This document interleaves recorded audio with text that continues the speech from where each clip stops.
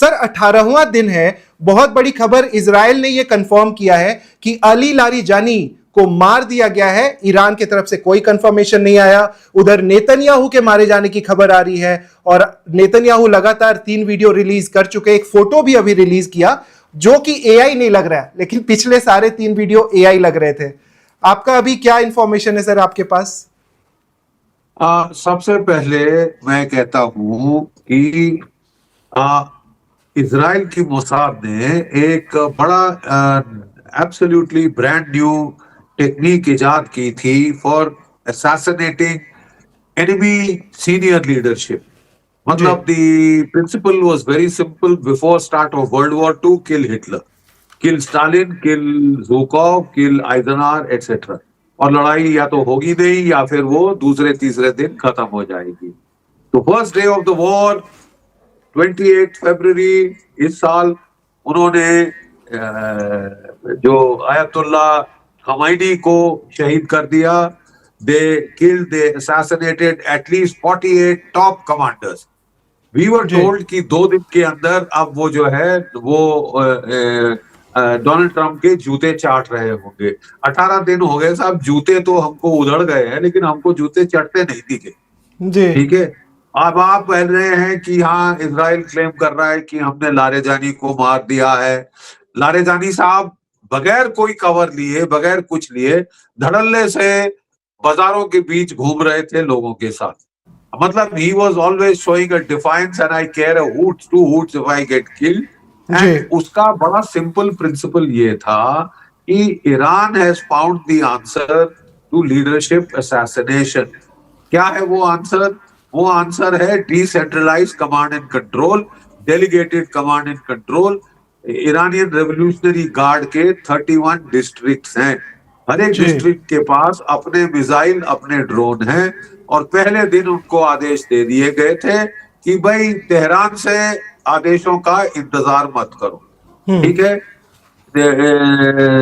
Tehran से आदेश का इंतजार मत करो, तुमको प्लान बताया हुआ है, टारगेट्स दी हुई है, fire eight will, fire eight will. और वो चल रहा है। आप चाहे लारेजानी को मारो, आप उसके अंकल को मार दो, आप उसकी आंटी को भी मार दो, ये लड़ाई खत्म तो नहीं होती मुझे दिख रही साहब जी। ठीक है ना, ये और आप जो है टॉप लीडरशिप को जितना खत्म करेंगे, आपको ऑफ रैंप के लिए नेगोशिएट करना पड़ेगा, बातचीत करने का ड्रामा करना पड़ेगा। अब आप कोई छोड़ ही नहीं रहे। आप तो लग गए कि मैं सारे मार दूंगा, तो फिर Iranian revolutionary guard core will decide how long this war will last। They are fanatics। They are fanatics। उनके हिसाब से जब तक हमारा मिसाइल जखीरा खत्म नहीं होता, ड्रोन्स खत्म नहीं होते, we will fight। मिसाइल का जखीरा अंदाज था 3000 मिसाइल है, अब लोग कह रहे हैं 5000 से ज्यादा लगता है। वो खुद ही प्रोड्यूस करता है अपनी अंडरग्राउंड फैक्ट्रीज में। उसका जो ड्रोन्स का जखीरा 30 से 80,000 बताया जा रहा था। ठीक है ना साहब, तो वो 1000 के रोज भी फायर करे तो वो काफी लंबा खींच सकता है, कई महीने।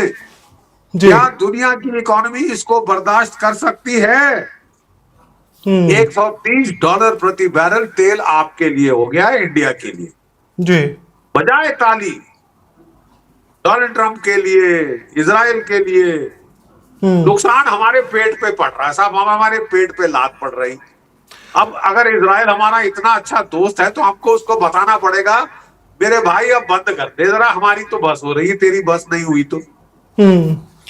लेकिन दुनिया की बस हो गई है जी। और जितने दिन ये लड़ाई ज्यादा चलेगी, उतना ज्यादा दुनिया का इकोनॉमिक डिजास्टर, कैटास्ट्रोफे होगा।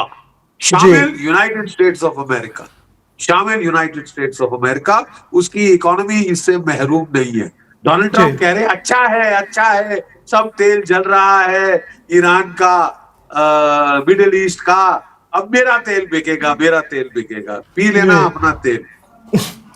वैसा भी लग नहीं रहा। सर एक चीज बहुत इंटरेस्टिंग हो रही है, ट्रंप लगातार 3 बार अभी तक 24 घंटों में वो 3 बार बाहर आए और हर बार अलग अलग स्टेटमेंट, मतलब 5-5 घंटों में उनका स्टेटमेंट बदल जाता है। पहले कहते हैं कि हमें चाइना से भी रिक्वेस्ट करते हैं कि आप स्ट्रेट ऑफ हॉर्मुज में आइए लड़ने के लिए और सिक्योरिटी दीजिए, बाकी के देशों को भी बोला। उसके बाद आज एक और स्टेटमेंट आया कि भैया हमें तो किसी भी देश की जरूरत नहीं है, हम तो सबसे सुप्रीम आर्मी हैं और हम अकेले संभाल लेंगे। एक खबर यह भी अभी आ रही है सर कि 5,000 जो उनके मरीन्स आने वाले हैं वो सिंगापुर पहुंच चुके हैं और सिंगापुर से फिर वो वॉर को अटेंड करेंगे। आप कैसे देख रहे हैं सर, ट्रंप का ये घबराहट है क्या है? ईरान की भी तारीफ कर देते हैं और फिर अचानक से उनके सुर भी बदल जाते हैं। देखिए साहब, वो डोनाल्ड ट्रंप ने अपने इलेक्शन के दौरान साफ कहा था कि मेरे जो प्रीडिसेसर्स थे बेवकूफ थे, गधे थे, वगैरह वगैरह, I will never get into a protracted forever war. मैं कभी बूट्स ऑन द ग्राउंड नहीं डालूंगा जी। 18 दिन की वॉर में तो वो ऑलरेडी अमेरिका को ले आए हैं। कोई 13 अरब डॉलर का खर्चा कोई 2 या 3 दिन पहले टोटल बताया जा रहा था, and it is continuing, it is continuing. He has gotten America into a escalation trap, ठीक है साहब। वो गए, because when you have no strategy, then you get into an endless war. When you get into an endless war, then you are in deep trouble. You have put the world in deep trouble. और इसके चलते ये America का पहले नुकसान होगा, उसके पहले डोनाल्ड ट्रंप साहब का नुकसान होगा। ये मिड टर्म इलेक्शन का साल है और ये जो है मिड टर्म इलेक्शन का साल है, और इस मिड टर्म इलेक्शन ईयर में नवंबर में उनको अमेरिकन इलेक्टोरेट को फेस करना है जी। वो चांसेस हैं कि लेम डक प्रेसिडेंट बन जाएंगे। लेम डक प्रेसिडेंट बने तो अगर वो इम्पीच भी हो जाएं तो मुझे हैरानी नहीं होगी। एक और खबर आई है, इंडोनेशिया ने एक डील की थी यूएस के साथ जो उन्होंने 2025 अक्टूबर या दिसंबर में की थी, और उस डील को, जो इंडोनेशिया यूएस की डील है, उसको उन्होंने कैंसिल कर दिया, नल एंड वॉइड। भारत ने अभी तो डील को साइन भी नहीं किया है। इतने सारी प्रॉब्लम्स ऑलरेडी हमें यूएस के साथ ऑलरेडी हो रहे हैं सर। आपको लगता है कि हम भी ये डील कैंसिल कर सकते हैं या हम बहुत आगे बढ़ चुके हैं, भारत यूएस की डील कैंसिल नहीं की जा सकती? 10 मिनट बाद एनडीटीवी विल स्टार्ट। अच्छा जी, सॉरी, अच्छा जी। इंडोनेशिया ने अपना यूएस के साथ डील कैंसिल कर दिया, भारत की डील अभी साइन भी नहीं हुई है। तो आपको लगता है हम भी ये कदम उठा सकते हैं, इस तरह के कदम उठा सकते हैं? देखिए साहब, हम लोग we were very worried, very concerned कि जो हमारा परमानेंट एम्प्लॉयमेंट सेक्टर है in gems and jewellery, in leather goods, in textiles, in fisheries, वहां एम्प्लॉयमेंट बहुत इफेक्ट हो रही है। तो quite obviously we were very anxious कि हमारा ये टैरिफ का प्रॉब्लम ट्रेड डील हो जाए अमेरिका के साथ। 1 साल के लंबे अरसे के बाद वो डील हो गई। 2 दिन के बाद अमेरिकन सुप्रीम कोर्ट ने बोल दिया कि साहब डोनाल्ड ट्रंप की टैरिफ पावर्स हटा दी। ठीक है, तो कहाँ रही आपकी डील? अब मेरा ख्याल हमको कोई जल्दबाजी में नहीं होना चाहिए कि हमको डील करें, नहीं तो हम मर जाएंगे, हमारा सर्वनाश हो जाएगा। सर्वनाश तो डोनाल्ड ट्रंप साहब ने दुनिया भर का कर दिया। हमारी इकोनॉमी को जो चोट पहुंचनी शुरू हुई है वो देखना ही नहीं। ठीक है, एक आदमी के पागलपने से, उसके दिमागी कोई मेरे ख्याल पागलपना ही हो सकता है साहब की पूरी दुनिया को धकेले। अब वो क्यूबा के खिलाफ लड़ाई की तैयारी कर रहे हैं, जानते हैं आप जी। वहां पे पूरा साइबर अटैक करा के लाइट्स आउट कराई हुई है। नेक्स्ट स्टेप वो उस पे हमले कर रहे होंगे। This man has gone stark raving mad. I think it's about time that the people of the United States got rid of this danger to mankind, danger to the safety and stability of this world. वो thank God अभी भी एक democracy है जी, but this is amazing. इसको attack कर 9 countries इन्होंने attack कर दिया अपने प्रेसिडेंट बनने के बाद, और ये कोई अंत होता तो चलो साहब हम मान भी लेते। I am deeply concerned about his stability, his mental stability, and he is the president of the most powerful country in the world. This can lead to serious problems. जी सर, जब ये युद्ध खत्म होगा, जब ये युद्ध खत्म होगा, अभी नेतन्याहू के मरने की भी खबर आ रही है, जैसे आपने बताया कि ईरान के तो लीडर्स आप मार दो लेकिन वो फिर भी चलता रहेगा, सब कुछ चलता रहेगा वहां पर। लेकिन अगर नेतन्याहू मारे गए हो, अगर थोड़ी सी सच्चाई हो इस खबर में, तो आपको क्या लगता है क्या अगला कदम हो सकता है? बहुतों का कहना है कि ईरान पे न्यूक्लियर अटैक भी हो सकता है अगर नेतन्याहू मारे गए हो तो। I am not very sure Netanyahu साहब को शहीद कर दिया है, क्योंकि एक तो इंफॉर्मेशन वॉर जबरदस्त चल रही है दोनों साइड से। जी पहले खबर आई थी कि ईरान कह रहा है खुमैनी की मौत का बदला लेने के लिए हम हाथ धो के पीछे पड़े हैं नेतन्याहू साहब के। और फिर जो उनके खैबर खुर्रम शहर 4 हाइपरसोनिक मिसाइल नेतन्याहू साहब के ऑफिस पे गिराए गए, उसके बाद मिसाइल गिराए गए एक बंकर पे जहां पे कहा गया था वो गए थे। फिर हमको खबर आई मीडिया में कि साहब उनको सेफ्टी के लिए एक एयरबोर्न कमांड पोस्ट में डाल दिया है जो निरंतर हवा में चक्कर मार रहा है ताकि उसकी लोकेशन पिन पॉइंट ना हो सके मिसाइल अटैक के लिए। जी और फिर ईरान की तरफ से क्लेम आया कि वो हमने उनको मार दिया है और वो कई घंटों से टीवी पे नहीं आए हैं। अगले दिन हमने देखा नेतन्याहू साहब कॉफी कम गरम पी रहे थे एक रेस्टोरेंट में, और उसके बाद खबर आई कि नहीं ये तो एआई की फेक जनरेटेड फोटोग्राफ है। तो अब जो है साहब खबर आई है कि नहीं वो जिंदा है। It's very difficult to discern unless you have access to classified information. ये इंफॉर्मेशन वॉर तो पूर्ण रूप से दोनों तरफ से शुरू है। लेकिन in case first casualty in such a situation, I only hope देखिए कि हमारे Modi ji is a very close friend of Netanyahu, वो उनसे बात करें और उनको बोले कि साहब बहुत हो गया, अब तकलीफ हमको हो रही है, आप हाँ, अगर हमारे सच्चे मित्र हैं तो ये बंद करिए साहब, ये बहुत हो गया। लेकिन लग नहीं रहा सर ऐसा। इधर कुछ और ही चल रहा है। जैसे आज एक शिप आई, 2 शिप आए हैं 2 दिनों में, तीसरी आने वाली है। अब जहाज आ रहे हैं तो उसमें सरकारी लोग जा रहे हैं, वहां पे फोटो ऑप कर रहे हैं।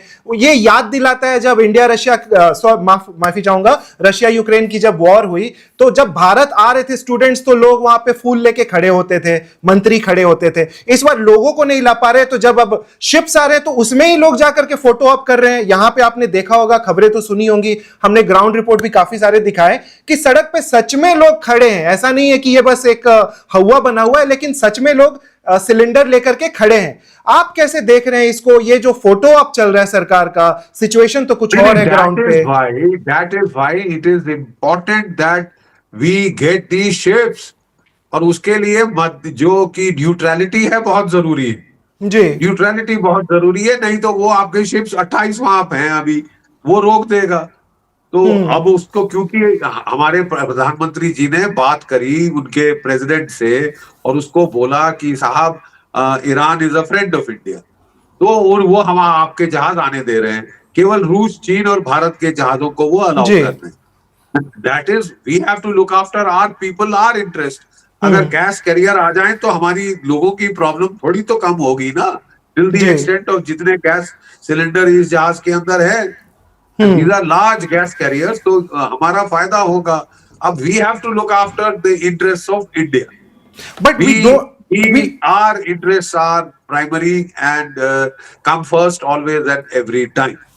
लेकिन जयशंकर साहब ने कल बोला कि we still don't have a blanket deal between India and Iran, we don't have a deal. So Iran के एम्बेसडर ने भी बोला कि ये बस मानविक आधार पे कर रहे हैं, मानवता के आधार पे कर रहे हैं। लेकिन यहां अभी शुरू हो गया, मोदी जी की जहाज आ गई, इस तरह के कमेंट्स आने शुरू हो गए, लेकिन रियलिटी तो कुछ और नजर आ रही है। साहब रियलिटी सिर्फ एक है कि if this war doesn't end the earliest, our economy जो कि इतना अच्छा कर रही थी will take a serious hit and be in trouble. Simple. Therefore, it is in our national interest कि हम ये लड़ाई को जल्द से जल्द पुरजोर लगाएं और खत्म कराएं, पुरजोर लगाएं और खत्म कराएं। ये ख्याली पुलाव कि हम ईरान को रगड़ देंगे, नेशन स्टेट को डिस्ट्रॉय कर देंगे, दे साउंड वेरी गुड। अभी तक तो साहब हम ग्राउंड पे देख नहीं पाए, डिस्पाइट ऑल द बॉम्बिंग। और वियतनाम में भी there are more bomb craters in Vietnam than there are bomb craters on the moon. आज जी। तक हमने नहीं देखा किसी देश को बॉम्ब करके आपने सरेंडर कराया हो। You will have to put boots on the ground. Boots on the ground डालने की अमेरिका की हिम्मत नहीं है। पीरियड। अभी जो इन्होंने 5,000 मरीन्स भेजे हैं जो अभी कल पहुंच जाएंगे वहां, 2500 मरीन आ रहे हैं त्रिपोली में। अगर जी। आप समझते हैं कि 2500 मरीन से आप ईरान पे कब्जा कर लेंगे, आई एम अफ्रेड देन मैंने झक मारी है फौज में 37 साल। वो मैक्सिमम ट्राई करेंगे खर्ग आइलैंड पकड़ने के लिए।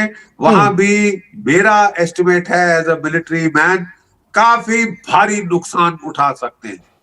ड्रोन्स आजकल आप यूक्रेन के युद्ध में देख नहीं रहे, रशियन 7 से ज्यादा स्क्वाड बड़ा नहीं वहां पे चलाते। वो ड्रोन्स फर्स्ट पर्सन ड्रोन से अटैक होता है, मारे जाते हैं लोग। आप कह रहे हैं कि 2500 उनके पास ड्रोन खत्म हो गए। ड्रोन की कोई कमी नहीं है। आपने अनाउंस कर दिया है कि आप वहां से मरीज बुला रहे हैं। आपने खर्ग आइलैंड पे बॉम्ब कर दिया है, आपने तो उसको चौकन्ना कर ही दिया है। इसके बाद आप सोच रहे हैं कि आप खर्ग आइलैंड ले लेंगे, तो I think I will have to relearn my military profession all over again and I don't think it is going to happen. I don't think आप वहां पे रिजीम चेंज कर पाएंगे। आपने नारी जानी को भी मार दिया है। आज आपने $1 बिलियन की बाउंटीज लगा दी हैं। जितना आप मारेंगे उतना युद्ध लंबा चलेगा। You take it in writing. ये आपको अभी क्या लग रहा है सर, कितना लंबा हो सकता है? लोगों का जो सबसे बड़ा सवाल यही है, क्योंकि सबको सिलेंडर की प्रॉब्लम्स हो रही है यहाँ भारत में, तो ये युद्ध और हो सकता है is a direct function of the size of the interceptor missile Arsenal and the Iranian offensive missile Arsenal. मुझे तो लग रहा है दोनों वो जो है, ये इंटरसेप्टर मिसाइल आर्सेनल पहले खत्म होंगे। ये आर्सेनल जो है इसकी इंटेंसिटी ऑफ फायर डाउन होती जाएगी, लेकिन इन अ लो इंटेंसिटी कॉन्फ्लिक्ट मोड ये महीने चल सकता है। सवाल ये है, can the global economy afford it? Not at all. अब आप अमेरिका